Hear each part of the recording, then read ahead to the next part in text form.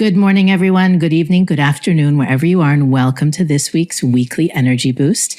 My name is Elisheva, and I'm here with David today to talk about spiritual hibernation. It's a very,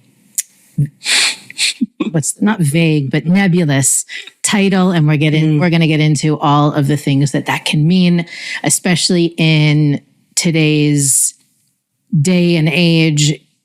You know, you can be online and active and, talking to people at 4 a.m. under your blanket.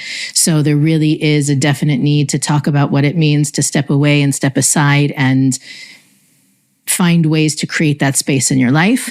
We also have to talk about the exciting opportunity that's coming at us this week, not only through the weekly energy as we normally share it, but we have a beautiful cosmic window that's opening up this week that's going to last for 8 days. So we'll talk a little bit about that. And as always, we want to make this the most practical and relevant conversation that we can, integrating it into what the world is experiencing now. Weekly Energy Boost is usually a 7-day spiritual weather forecast where David and I and our guests provide our listeners with practical and powerful tools from the wisdom of Kabbalah so that not only you know how to navigate the potential challenges and gifts coming at you in the week, but also lessons and tools you can use anytime. And this week is no different. We are in the month of Sagittarius. We have the cosmic window of Hanukkah. In a way, the energy is really supporting us to be light and to really step into the role of creating miracles. But at the same time, when you look outside your door, pretty bleak, pretty dark, pretty vicious and hateful. And there's no denying that paradox. On one hand, the Kabbalists say it's the best time of the year. On the other hand, reality shows us otherwise. So I think that's the best place to start with. Where do you want to take it? One of the things that we should always pre-frame our sessions with is no matter what you're going through in your life right now, it's exactly where the Creator wants you to be. And since the time of our birth, and really going back to the birth of creation, our destiny has been laid out in terms of the ups and the downs that we will go through.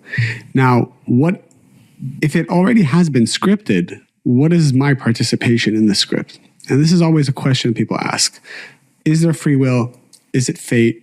Where does my destiny fall into all of that?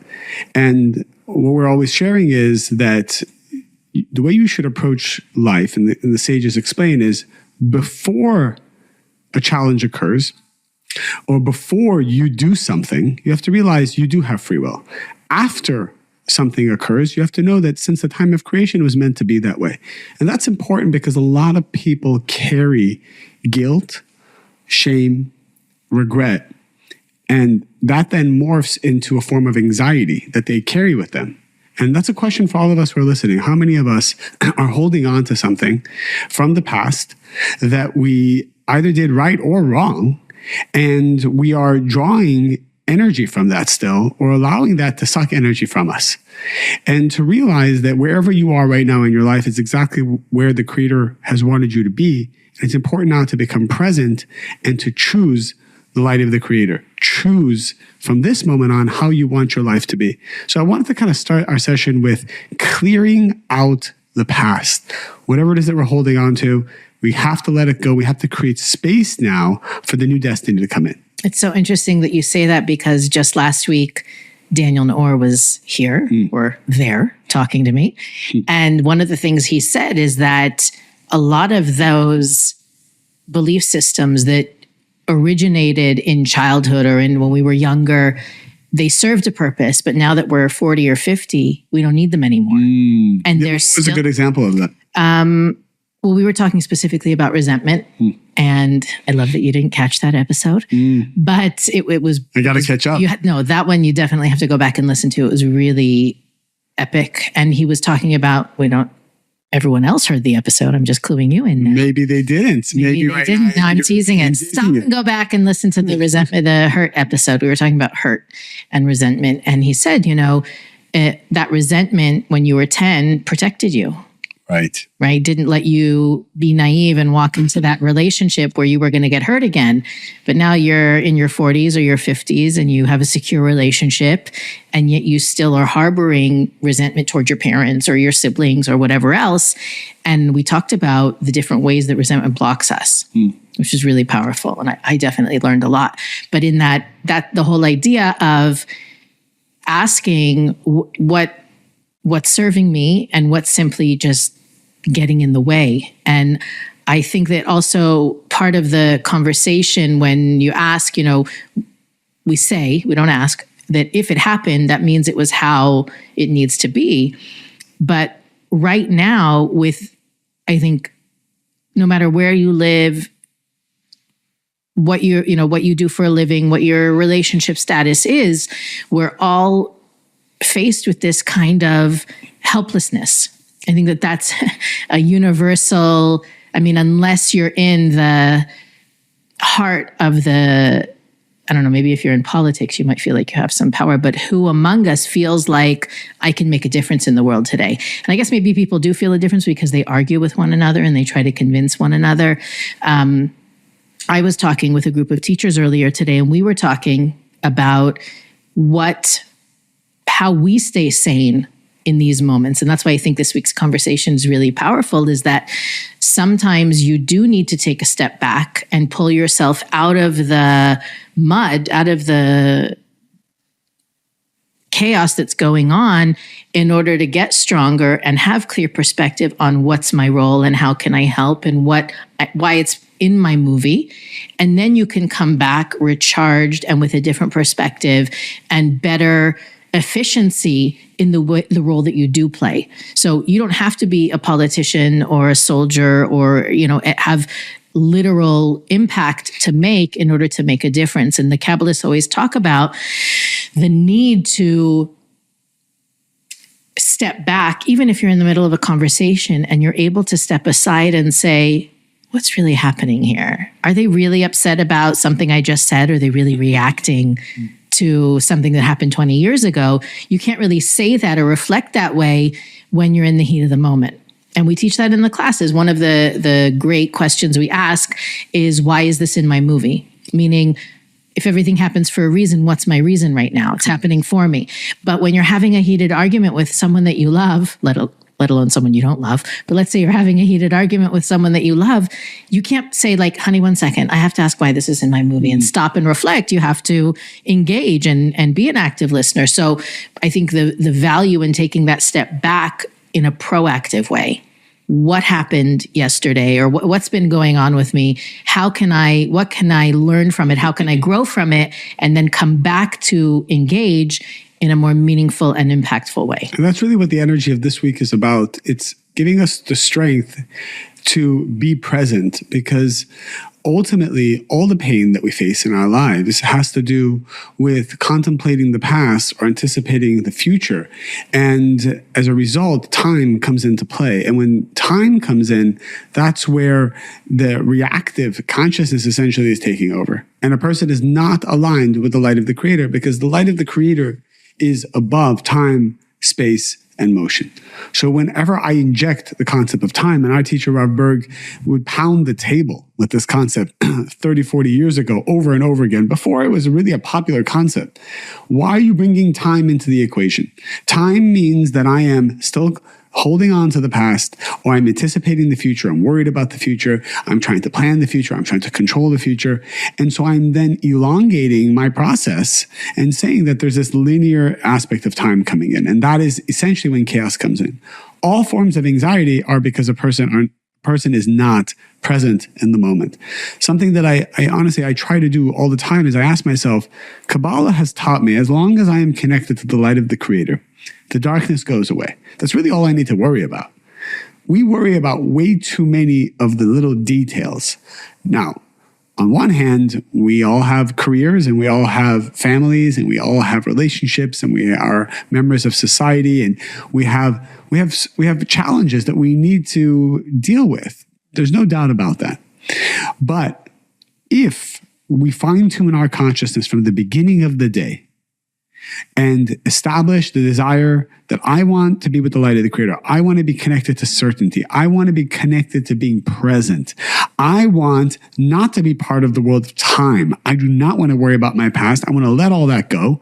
I do not want to have to worry about my future. I want to let that go. And I just want to plant the right seeds right now. If I establish that from the beginning of the day and throughout the day, then all the actions that follow in my career, in my relationships, with my friendships, those will be almost robotic, positively robotic actions because they're following the original seed level of positive consciousness. But when you don't have positive consciousness and you just wake up and go about your day, by default, we will be reactive. We will be reactive if we do not first refocus ourselves and ask ourselves, am I present? Or am I now anxious about the future or contemplating the past? Refocus yourself. Always connect to what's going on in the moment. Then a portal will open up. A gateway will open up. And this gateway is to the light of the Creator. And then that light will guide you in everything that you do in your life. You bring up a really interesting concept, something that I've been talking about with a lot of my students in the one-on-ones that I have. And that is developing our relationship with the Creator, right? Which is very hard to do when you're stuck in the details and the worries and the fears and the anxiety. Just yesterday, it's actually, maybe you can answer this question. Just yesterday, I spoke with someone and I shared this concept and we talked about it. And she said, well, what is the light of the Creator going to sound like? What's it going to feel like? How am I going to know that the way I feel called to respond is from the Creator and not from my fears or from my worries? So everyone is so consumed with see, we're already worrying about the future. We're trying to use the ego to understand the ego. Because the person is like, well, what is it going to feel like? So they're already not acting like the light. And as a result, when you don't act like the light, you won't know what the light feels like. No one will be able to explain to you what the light feels like. You will know when you are acting like the light. When you're a part of that club, you're a part of that secret society of being connected to the light, you will then know what is going on inside that society. That's essentially what it is. But to be accepted into this very exclusive club called Connection to the Light of the Creator, we have to have affinity, a form with the light of the Creator. So I know that's almost like it's like avoiding the question, but the question by itself is flawed because the fact that I'm so worried about what the light of the Creator is going to feel like, look like, how do I know if I'm there? That line of questioning alone is what is distancing me from the light of the Creator. Wow. So what David just said, what you're saying, David, is the mere preoccupation with it is an indication that you're not there. Correct. So what should I do? I need to let go and follow exactly what we've been teaching in Kabbalah 1. We just pause and be present. Connect to what's going on. Do not avoid the temptation to try to worry about the future. It's a temptation. It's an addiction. Because and this is what Daniel explained, for lifetimes, we have been preconditioned to worry and have anxiety as a means of soothing ourselves today. But what the sages are saying is we are stealing energy by doing that. We are injecting the concept of time and as a result disconnecting from the tree of life, the light of the Creator.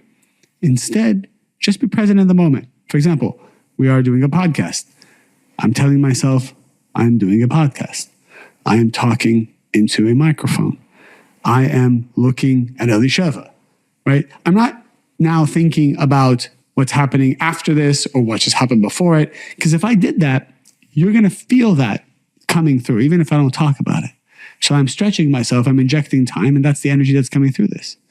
Right now, as you are listening to this, you should tell yourself, I'm listening to a podcast. This is what I'm doing. And be fully present. And then the light will open up and shine for you, and this wisdom will have deeper meaning for you. What does pausing look like in the midst of something that's heated, meaning you have the luxury before we press the record button to pause and say, be here now. Right. When you're driving your car with 4 screaming kids in the back and you have to call back the IRS and, like, again, those Calgon moments, what does pause look like? I don't always have the luxury to step away from a chaotic environment or from something that's stressful or worrisome. So if I'm in a car filled with screaming kids, my body consciousness is feeling some form of lack, whether it's frustration or annoyance. There's a lack. And that lack desires to be fulfilled. So it's going to look for a way to fill it. Either you scream at the kids and tell them to shut up. That's one way to try to fill it. Super effective firsthand account. Right. Firsthand account. I mean, if it was really just that easy. Testimonial. Right? Just tell them to shut up and they will. Especially if you say shut up. It's really effective. Guys, it's time to shut up. And then they all just are quiet and they respect you forever. So that's number one. That's obviously one form of being reactive. Another form of reactive behavior for a parent, it could be actually just taking it out on your spouse or being in a state of anger and just driving home with that frustration. However, what we're saying is pause. Pause what? Pause doing anything besides being present with the frustration. So actually tell yourself, I am now listening to my children screaming. I'm now connecting to it. Actually, there's light in it. There is an intelligence in the conversation that they're having and the screaming that they're having.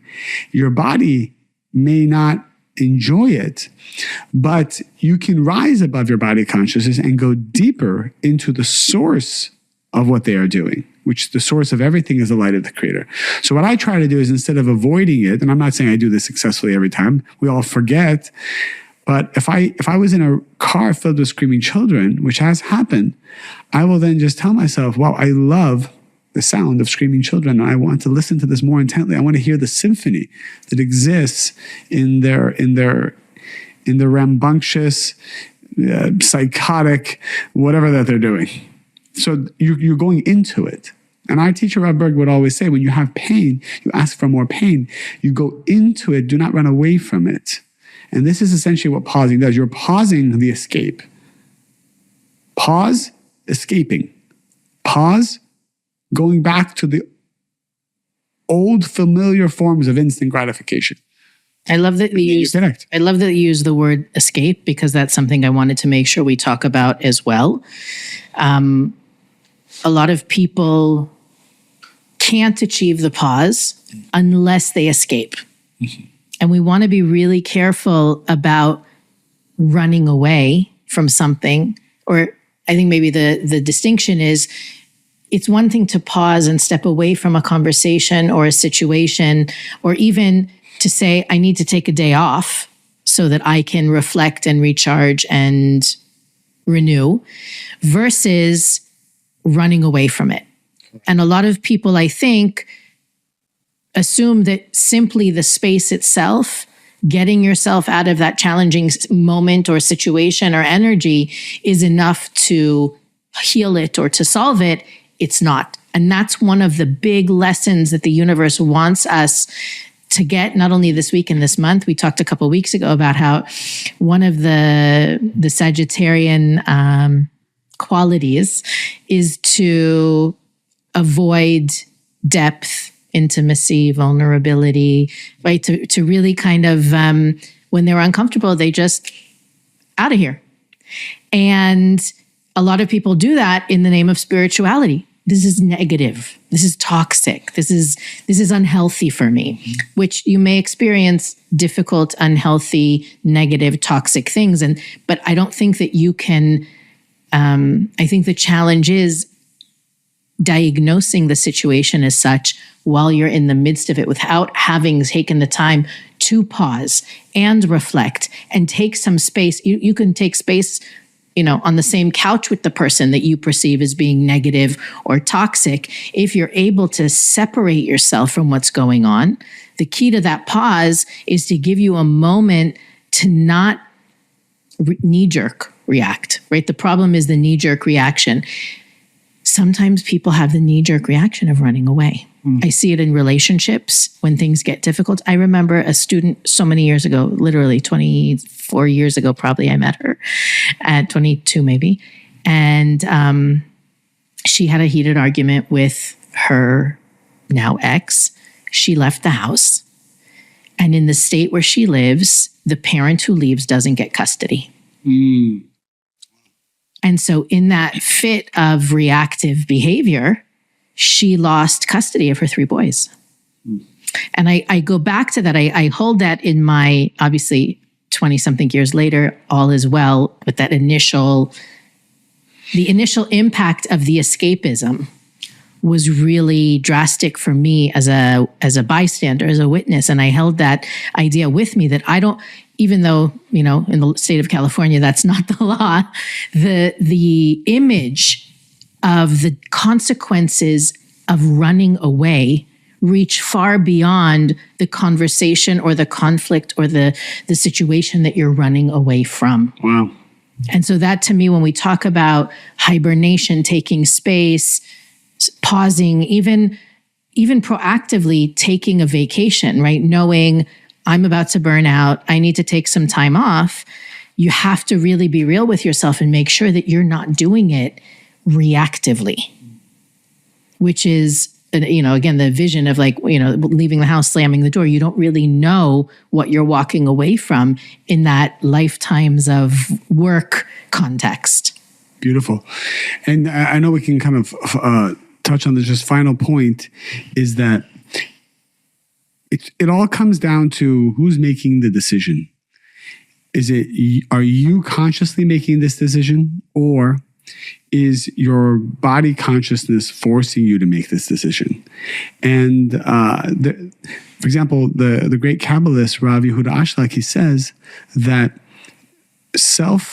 looking inside yourself to see what is wrong is actually a very positive thing to do, but only when you are designating time proactively and choosing to do it at that moment.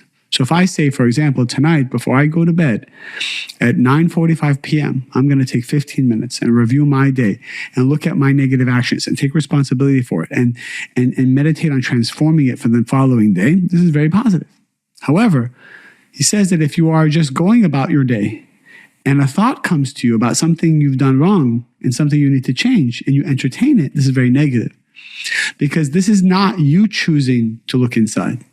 This is the outside forces controlling you, hijacking your day, and then as a result, causing you to be the effect. Which is what you talked about in the beginning, focusing on what happened in the past. Correct. Takes you out of the present moment, and the light is only available in that present moment. Correct. So it is a final message to all of us.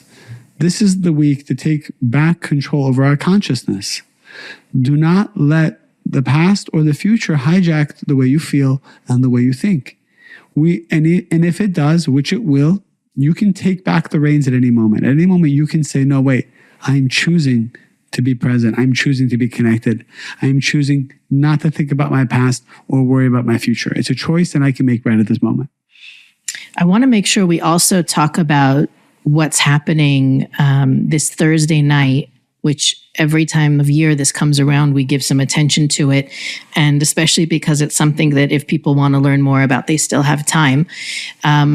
This Thursday night through next Thursday is what the Kabbalists call, and what a lot of people on planet Earth actually call, Hanukkah. But we understand that Hanukkah, Kabbalistically, and then you could say this about every holiday in which there's a commemoration of a historical event. The Kabbalists don't commemorate historical events. We connect to the energy that created the historical event, which preceded the historical event.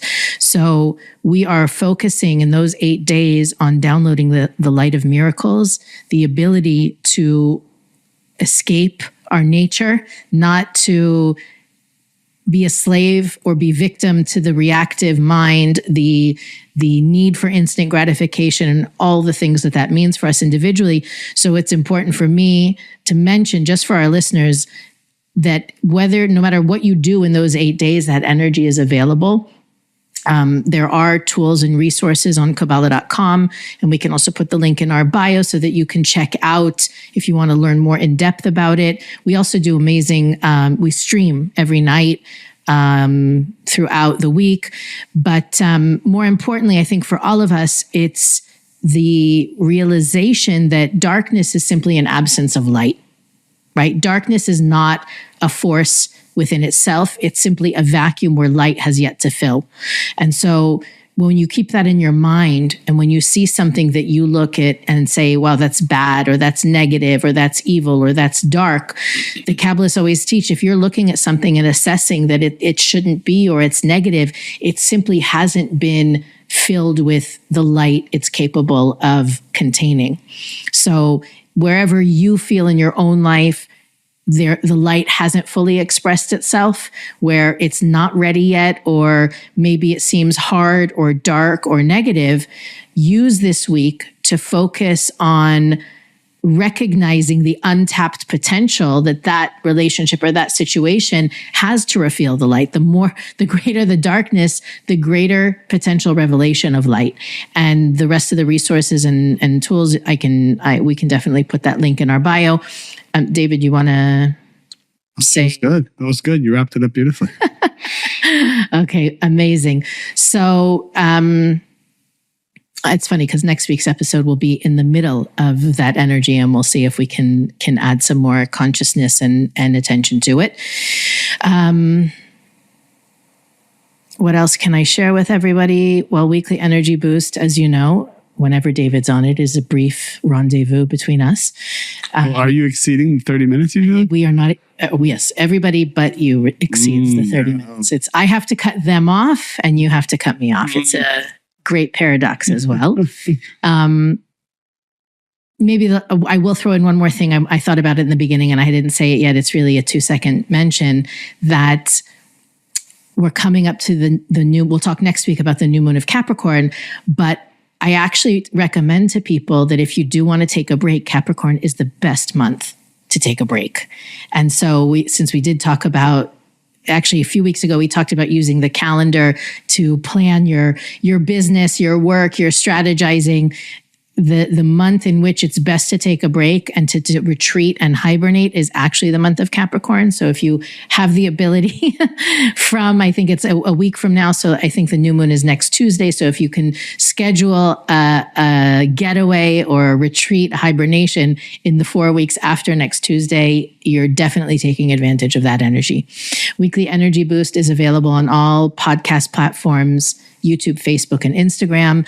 You can go to weeklyenergyboost.com where we feature the things that we think are important for our listeners to know about. So go back there once a week, once every 2 weeks to check what's going on. You can also click the donate button there. I know it's the end of the year and people are thinking about their taxes and year-end stuff. So please feel free to help make this podcast possible. We also love hearing from you, so you can write to us there or send us an email at energyboost@kabbalah.com.